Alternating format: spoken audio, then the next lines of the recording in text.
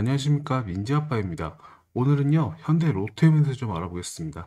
영상 시작 전에 이 좋아요, 구독 한 번씩만 눌러주시고요. 오늘 현대 로템 이거 7%까지 올라갔다가 이 현재는 4%대 유지를 하고 있고요.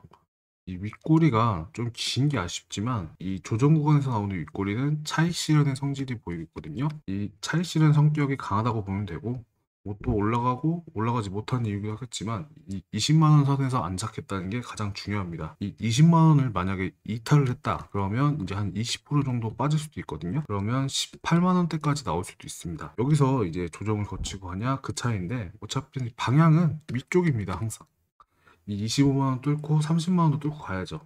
일단 이 중동 분쟁으로 올라왔던 이 상승분을 반납하고 있는 거긴 한데, 현재 이 중동의 분쟁 리스크가 완화가 되고 있으니까 이 나토에서 방위비를 2%대에서 5%까지 올리기로 했죠. 뭐 이 소식 때문에 살짝 반등이 나오고 있는 거기도 합니다. 이 나토 회원국들이요, 이 국방비 지출을 2035년까지 이 10년 동안 이 GDP의 5%를 올리기로 했죠. 이 회원국들은요, 앞으로 GDP의 3.5%는 직접 군사비, 최대 1.5%까지 인프라 보호 같은 이 간접함적 비용에 쓰기로 했습니다. 이 트럼프가 압박을 했거든요. 이 5%대로 올리지 않으면 미국은 나토에서 빠질 거다, 뭐 이렇게 압력을 넣은 건데, 이 트럼프의 요구를 받아들인 셈입니다. 나토는 어떤 조직입니까? 이 한 나라에 대한 공격을 전체 회원국의 전체 공격으로 간주하는 집단 방어 체제입니다. 그러고도 이 적은 돈을 쓰고도 국가 안보를 보장받는 이른바 이 안보 무임승차 국가들이 생길 수밖에 없죠. 이 실제로 지난해요, 이 나토 32개 중에서 방위비가 총 1조 달러입니다. 근데 그 중에 이 66%인 이 9,970억 달러, 미국이 혼자 부담을 했습니다. 트럼프가 말하는 게 무리만은 아닌 거죠. 이 평균적으로 GDP의 2.7%를 지출하는 걸로 계산이 되지만, 이 조그마한 나라 있잖아요. 룩셈부르크 같은 이런 나라들은 이해할 수 있어도, 이 스페인이랑 이탈리아 같은 나라는 이 땅도 넓은데 1%밖에 안 됩니다. 이런 국가들이 꽤 많다는 거죠. 이 스페인은요, 목표 달성이 어렵다는 이유로 이번 인상안도 동의를 안 했습니다. 그러니까 이 트럼프가 스페인한테 관세 2배를 올리겠다고 경고를 했죠. 그리고 나토는요, 방위비의 20% 무기 도입에 쓰라고 공고를 하고 있는데, 이 계산을 해보니까 이 지적 군사비 중에 방산 기업들 타깃인 무기 시장은 이게 3천억 달러, 3천억 규모에서 앞으로 약 3,800억 달러. 이게 우리나라 돈으로요, 약 520조입니다. 이게 방산가치 AI 같은 나토 방위 간접비 시장도 8,200억 달러. 이게 우리나라 돈으로요, 1,100조입니다. 이런 시장이 새로 열리는 거죠. 이 유럽 방산 시장이 커질수록 우리나라 기업의 수주도 확대될 거라고 기대가 되고 있긴 한데, 이 유럽연합은요, 현재 유럽산 무기 구매 비중이 20%의 수준인데 2035년까지 35%까지 늘릴 계획이죠. 이걸 누가 요청을 했느냐? 바로 이 프랑스랑 이 독일입니다. 이 나라들이요, 무기를 잘 만드는 나라인데 이 주도권을 잡으려고 늘리자고 한 거죠. 우리의 경제 상대는 바로 이 독일입니다. 이 나토가 정한 게 있습니다. 현지에서 공장을 지어라. 현지 협력 체계도 구축을 해라. 이게 이제 의무화가 되고 있는데, 이 나토가 방위비 확대에 대응을 하려면 우리나라 기업들이 현지 공장이나 협력 체계를 갖춰야 된다는 겁니다. 이제부터 이게 필수가 됐거든요. 현대는 미리 준비를 해왔습니다. 이 폴란드에 K2 전차 현지 공장을 짓고 있고요. 미리미리 준비한 겁니다. 이 부분에서 현대가 주목을 받을 수밖에 없죠. 그리고 이 국방비 증가는요, 제2의 우크라이나 사태가 벌어질 수 있다는 유럽 전체의 우려가 반영된 결과기도 합니다. 지난번 트럼프 대선 이후에 이 2월에 나토 전역의 경계가 실제로 고조됐습니다. 이 트럼프가요, 이 푸틴이랑 우크라이나 문제로 논의를 했잖아요. 그래서 이 젤렌스키가 백악관을 찾아가서 트럼프와 언쟁까지 벌였습니다. 미국 국방부 장관 이 피트 헤그리세스가 머지않아 이 유럽이 스스로 방어를 할 수 있다, 이런 경고도 연설을 했습니다. 나토는 이렇게 보고 있습니다.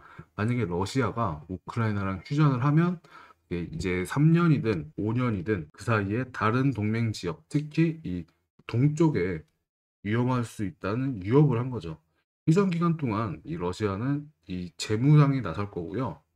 이 60만 군대를 유지하면서 GDP의 약 6.5% 국방비를 쓰고 탄약이랑 군장비를 보충하겠죠.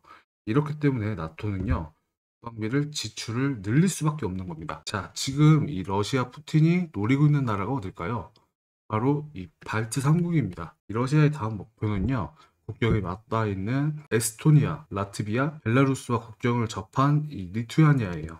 이 리투아니아는 또 이 폴란드랑 좀 가깝죠? 그리고 이 발트 3국을 노리고 있는 겁니다. 이 지역은 원래 구소련 지역이었거든요. 이 발트 3국이 러시아의 침공을 대비해서 이 국경지대에 이제 감시초소, 통신센터, 보병대피소, 바리게이트, 포병, 기관총, 대전차 포까지 이렇게 대형 소형 벙커까지 다 준비를 해놨거든요. 이 우크라이나 침공 이후에 이 발트 3국은 지정학적으로 중요성이 점점 커지고 있죠. 그런데 이 러시아가 다음 침공을 대상으로 이 발트 3국을 노릴 거라는 전망이 계속 나오고 있습니다. 이 우크라이나 바로 아래 있고요. 이 러시아와 우크라이나 전쟁에서 가장 중요한 게 뭐였나요? 바로 이 국경 설비랑 이 탄약, 병력입니다. 그리고 이 물리적인 방어도 있었는데 이 국경지대에 철조망을 설치를 하고 이 지뢰도 매설을 하고 피라미드 형태의 콘크리트 구조물도 설치를 했죠. 이게 탱크가 진입을 못하게 이렇게 막는 겁니다. 그리고 이제 본격적으로 이 나토와 이 러시아 사이에 대결 구도가 들어간 상황입니다. 여기서 이 폴란드가 왜 중요하냐면요. 폴란드는 거의 최전방이라고 보시면 됩니다. 그래서 이 현대로템의 K2 전차가 한 대 정도 국경에 배치를 하려는 거죠. 막강한 화력을 국경에 쏟아붓는 겁니다. 이미 이 K9 자주포가 이미 수입을 해서 전진 배치가 되어 있습니다. 지금의 폴란드는요, 이 전차가 없습니다. 이게 빨리 배치를 해야 되는 상황인데, 이 기존의 구형 전차들을 전부 우크라이나로 보내고, 그 빈자리를 바로 이 K2 전차로 채워넣는 거죠. 제가 드리고 싶은 말씀은요, 이 우크라이나와 러시아가 종전을 하든 휴전을 하든 이게 상관이 없다는 겁니다. 이 방상전은 계속될 거고요. 러시아가 지금까지 이 야욕을 드러내고 있습니다. 다음은 이제 이 핀란드도 침공을 할 거고, 이 폴란드도 침공 가능성이 굉장히 크고요. 이런 야욕을 계속 드러내고 있습니다. 그리고 이 우크라이나 옆에 누가 있습니까? 바로 이 폴란드 밑에 루마니아가 있죠. 지금 시급합니다. 러시아가 폴란드랑 루마니아랑 침공을 해서 점령을 하면 그걸로 게임이 끝입니다. 이 루마니아가요, 신형전차 약 300대 중에 최소 이 100대를 K2 전차로 전진 배치를 합니다. 인근 국가에 슬로바키아도 있고, 슬로바키아는 이 K2 전차 이 104대 도입해야 되고요. 지금 동유럽 국가들은 비상입니다. 이 우크라이나 하나로 끝나는 게 아닙니다. 그래서 이 방산유는요, 우리가 계속 봐야 됩니다. 그래서 현대를 계속 갈 수밖에 없는 거고, 잠재 수출 물량이 3,000대 정도 됩니다. 이게 이 9개 나라에서 동시에 협상 중입니다. 그리고 별도로 2,000대 분 분량도 따로 협상 중입니다. 이게 계약이 하나 둘씩 계약이 전부 체결되면요, 이제 대박이 나는 거죠.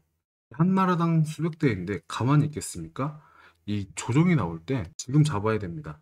신호가 나올 때 잡아야 되는 거죠. 이 주가가 조금 밀린다고 해도 더 떨어질까 봐 파는 건 아니라는 거죠. 왜냐하면 이 현대로템은요, 이 30만 원에서 40만 원까지도 충분히 올라갈 거라고 보고 있고요. 이 방산 하나만으로 이렇게 올라갔는데 여기에 이제 이 철도랑 그다음에 이 수소 트렌드 굉장히 많습니다. 물론 고점 대비 조정일 수도 있겠지만 결국은 다시 치고 올라간다는 얘기죠. 이런 타이밍이 나올 때 부지런히 이 분할 매수로 모아 가셔야 됩니다. 이게 지금 흔들리는 과정에서 나오는 거거든요. 박스권 매집에서 매집을 해야죠. 그래야 우리가 이제 이 수익을 벌 수가 있으니까. 이 폴란드는 지금 기회입니다. 이 계약서에서 도장만 쾅쾅 찍으면 어떻게 될까요? 바로 갈 수밖에 없죠. 그런데 오히려 체결되기 전에 미리 빠지는 게 좋아 보입니다. 그래야 다시 이 고점을 돌파할 수가 있죠. 이 체결 모멘텀 때문에 부지런히 잡아야 되거든요. 이 분할 매수 접근을 해야 됩니다. 그래서 제가 말씀드렸던 타점, 만약에 이 18만 원 이하로 떨어지게 되면 그때 공략해도 늦진 않거든요. 여기서 18만 원을 간다는 얘기는 아니고, 이 타이밍을 보면서 투자금을 나눠서 모아가다가 이제 18만 원대로 떨어지면 그때 이제 집중 공략을 하시는 게 나을 것 같습니다. 이게 어떻게 매매해야 될지 잘 모르겠다 하시는 분들 있잖아요.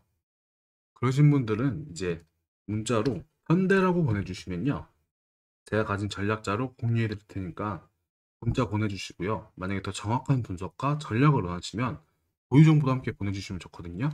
여기 종목명 현대, 그다음에 평단가, 그다음에 여기 보유 수량, 그다음에 추가 매수, 그다음에 추천 이렇게 보내주시면요, 현재 수익률을 기준으로 해서 진단을 해드린 다음에 뭐 보유 전략이랑 목표가 제시까지 해드리고 추가로 이 추천까지 보내주시면요. 종목방 링크까지 한 번에 보내드리거든요. 이 번호는 상단에 있습니다. 010-8317-4916번으로 보내주시면 되고 한 번 더 말씀드리지만 이 종목 이름이랑 평단이랑 수량이랑 추천까지만 보내주시면 되거든요. 그동안 혼자 투자하시면서 손실 보셨던 분들 많잖아요.